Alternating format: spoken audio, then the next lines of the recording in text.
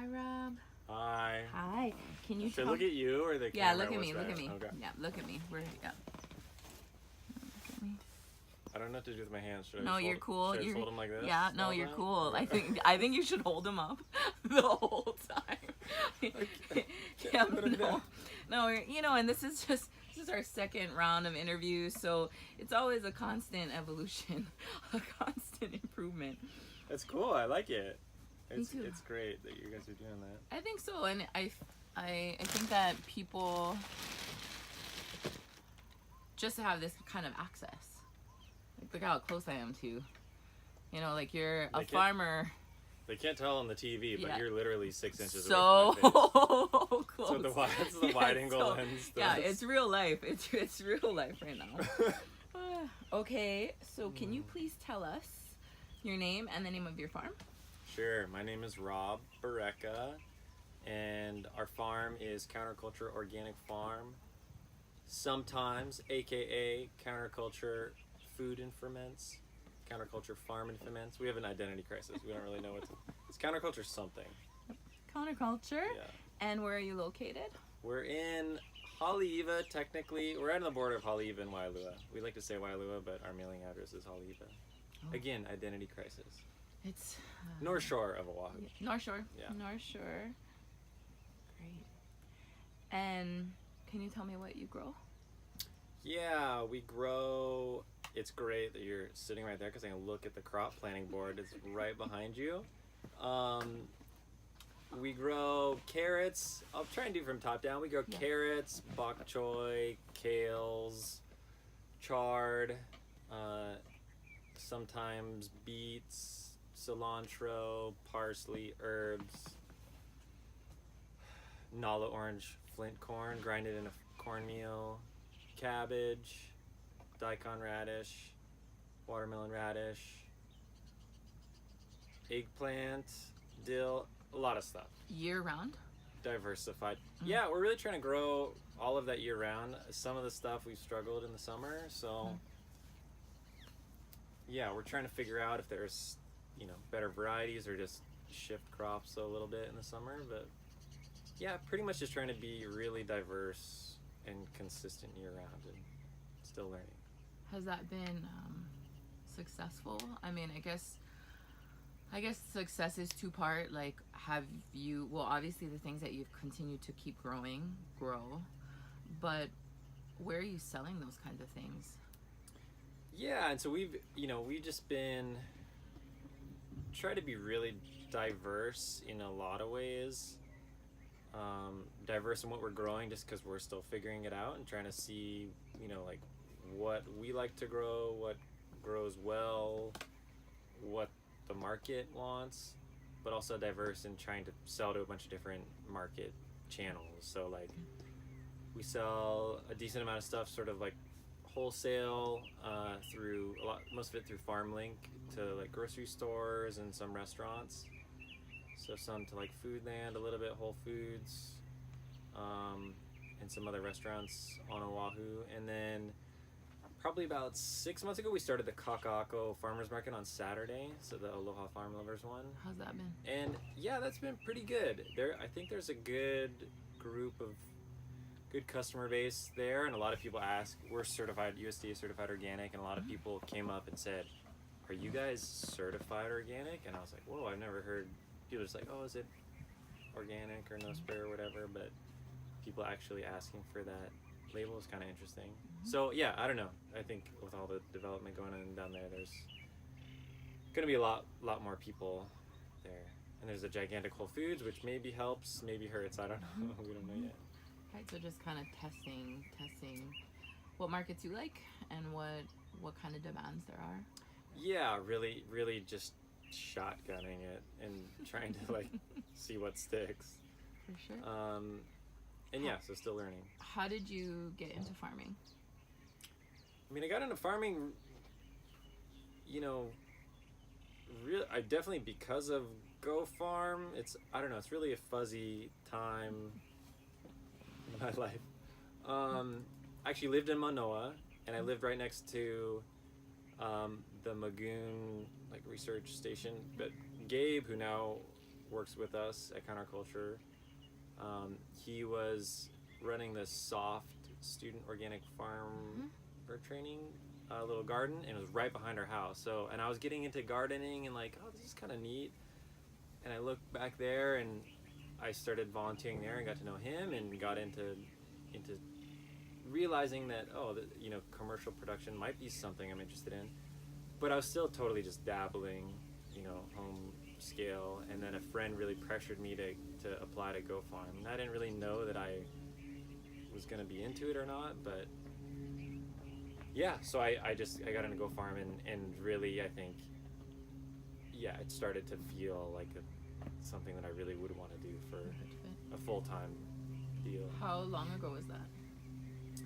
So I think was getting into gardening and got into Go Farm. I want to say it was Cohort 3 on the Windward side. So you can maybe check the dates out on that, but I'm pretty sure it was 2015. And actually, it might have been the end of 2014 and graduating early 2015. I think that sounds right. Yeah. And what is your connection to Hawaii? How did you get here, and why do you stay? Yeah, so it's kind of definitely not ag related at all. So I moved here in 2007, really for a computer job. I used to do like web design stuff, and there was a crowdfunding web startup here that was founded here by some Hawaii guys, some UH guys actually. Oh. And I was just looking to actually move to Japan, and I was like, I'll go there for a month-long job, and I'll make a little money, do a cool project, get to check out Hawaii, and then I'll move to Japan. And then it just ended up turning into, I ended up staying at that position for like seven years. Oh. Yeah, so I was there from 2007 to 2014. Working in tech? Working in tech, yeah, and that was my background before that. I spent like 15 years doing web design stuff full time. And do you still do that? Well, interestingly enough, I was kind of burnt out on that, and that's part of the reason I wanted to like get into, just do a 180 and get into ag, because it was kind of just, I needed to get away from the computer.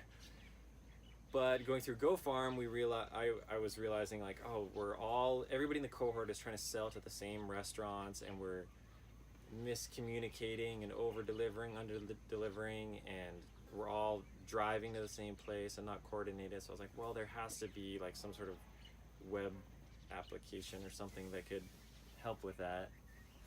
And so we ended up sort of starting a little distributor cooperative thing in Go Farm, and we named it FarmLink, which has since grown. But now, because of that, I'm sort of doing both a little bit. So I'm here on the farm, doing the commercial production side of things a bit, probably like 2/3 of the time, half time, and then doing some computer stuff and helping develop the software that helps run FarmLink. Got it. How big is your farm?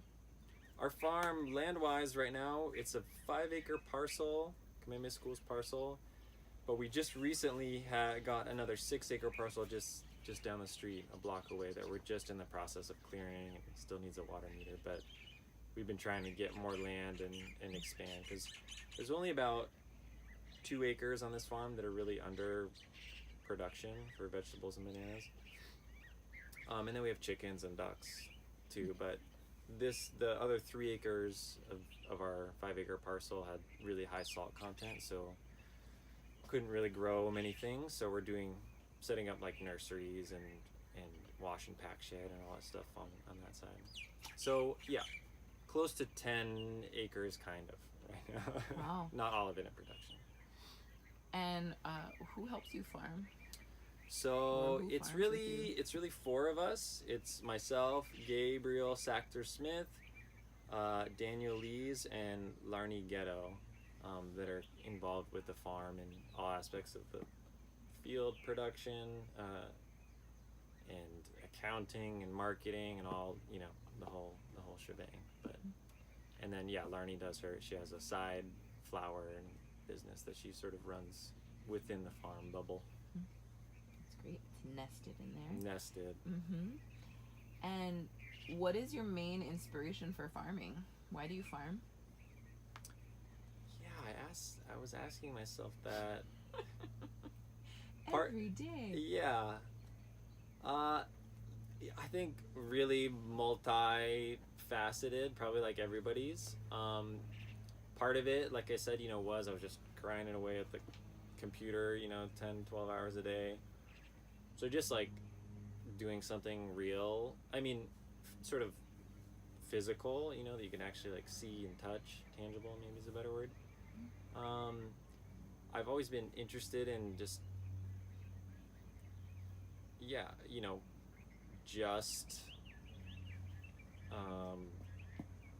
resilient food system, or just like, shopping. I always wanted to like buy organic stuff when I could and support from the consumer side. But yeah, I think just wanting to be a part of that and really see if it can be done, and maybe hopefully prove that at least our situation that prove to ourselves that we could do it and make a viable living actually producing food, locally for the local market.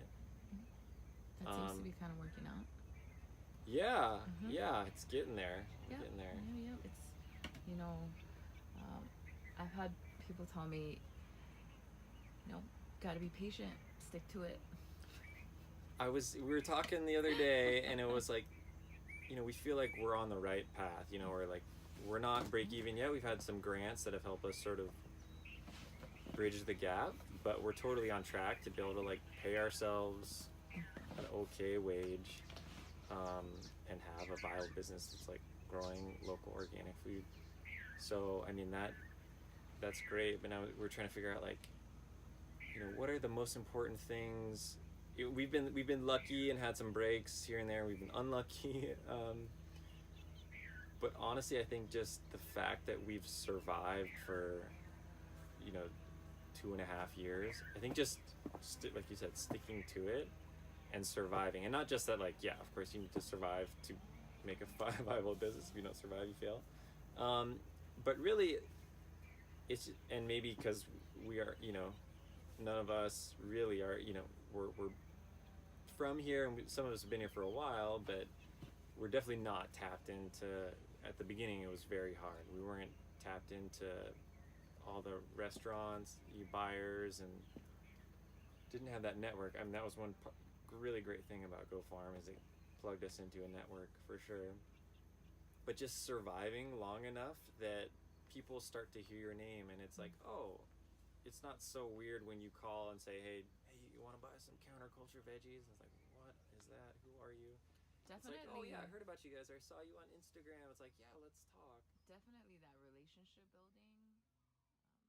What do you think is the greatest opportunity in agriculture right now?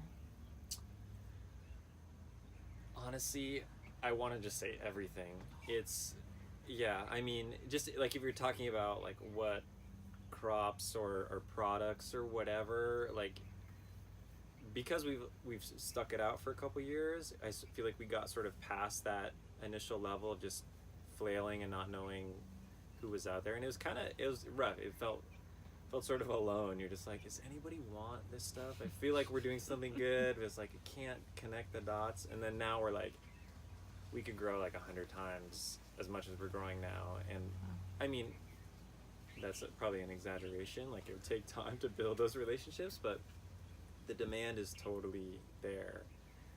And it just seems like for everything. I mean, people just want it.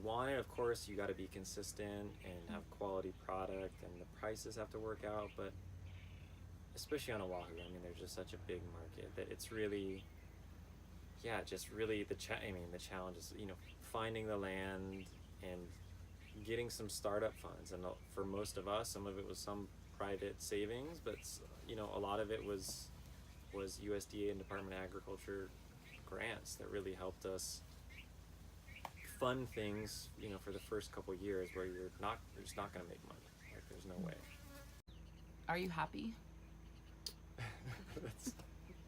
Dang, I you gotta just threw that one out. throw it. Yeah, I mean these are uncut. These are Yeah. unfiltered. They're No, I love it. That's a great question, and I should have just answered yes. Yeah, yeah. I am. It's interesting because I definitely like vacillate. Like sometimes most of the time I'm super stoked on it, and then sometimes we have so much going on, it's so chaotic, and I'm just like, man, it makes like the tech startup world, which is like, that was like a really hectic, stressful, complicated thing. It makes that seem like child's play. It's like, everybody says like farming's hard, but it is so much harder in ways you like never imagine when you're setting out to do it. So yeah, most of the time I'm happy. I'd say I give it a 85-90%. Yeah, that's a good. That's Yeah. not. That's a. I always like to check the temp on Yeah. people. Like, so, let me get a gauge on how you're feeling about farming. Yeah. No, I'm still really stoked on it. But yeah, I mean, the honest answer is like, yeah, sometimes we're all just like, oh my god, there's so much to do. Yeah, it's just not drowning. easy. Yeah. I feel like that has been proven. Totally. But I also feel like there's a quality of life to it. Totally. You know. I don't totally care what we're growing as long as it's diverse, just so we have an interesting offering, and if I had to just eat from our own production, that I would be super stoked on everything that we're producing. Do you are you happy? That's, dang, I you gotta just threw that one out. throw it. Yeah, I mean these are uncut. These are Yeah. unfiltered. They're No, I love it. That's a great question, and I should have just answered yes. Yeah. I am. It's interesting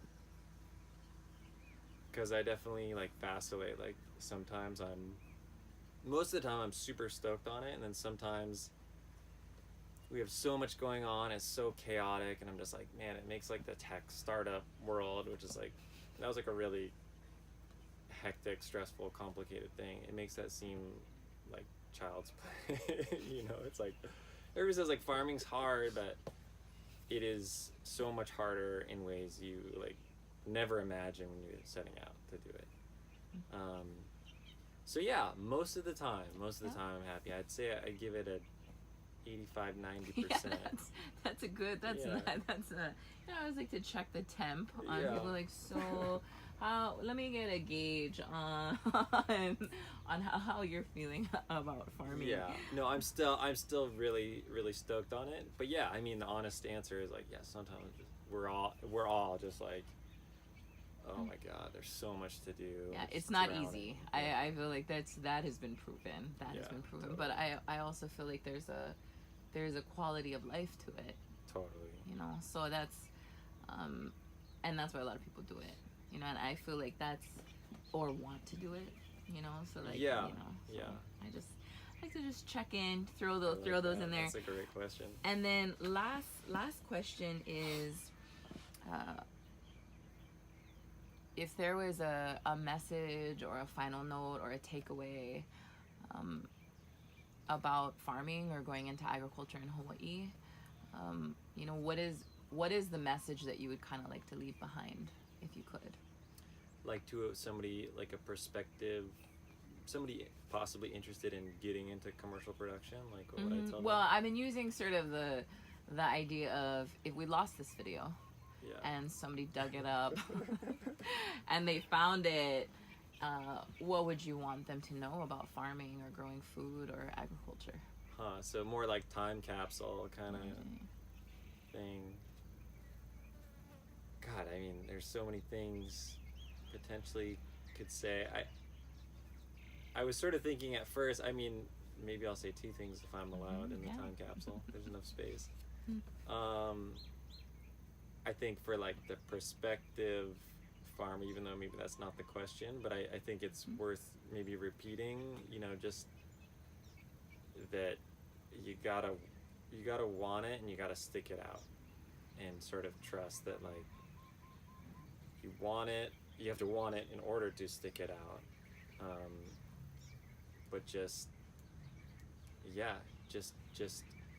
surviving long enough to realize what you want to do and to find success, because it won't come easy.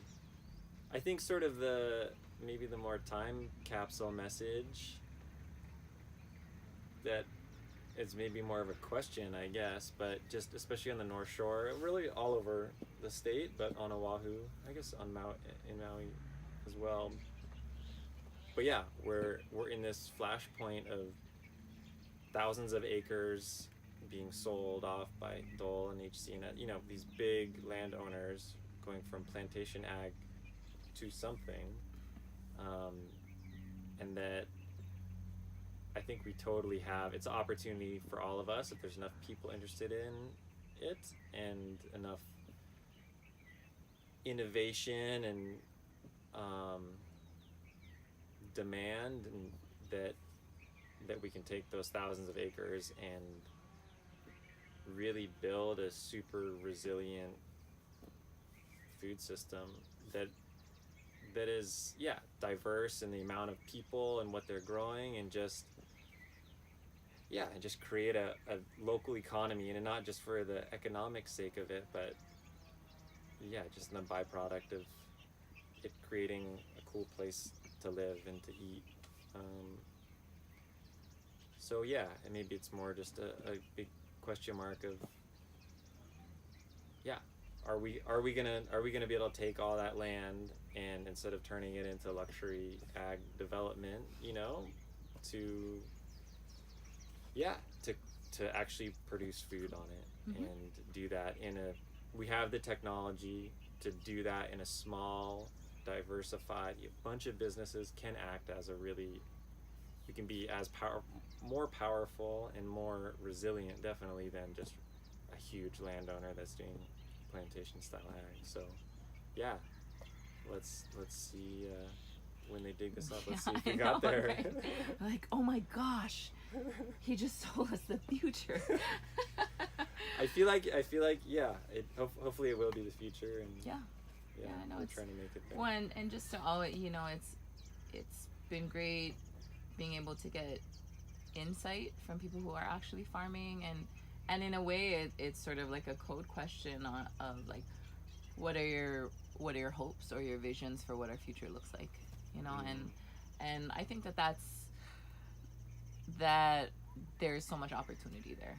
So in the time capsule or tomorrow, it will be still applicable. Well, thank you very much, Rob, for coming out, or for letting me come out. Oh, whatever. Yes, you for give me a letting break from harvesting carrots. Yes, yay. Okay, hold on.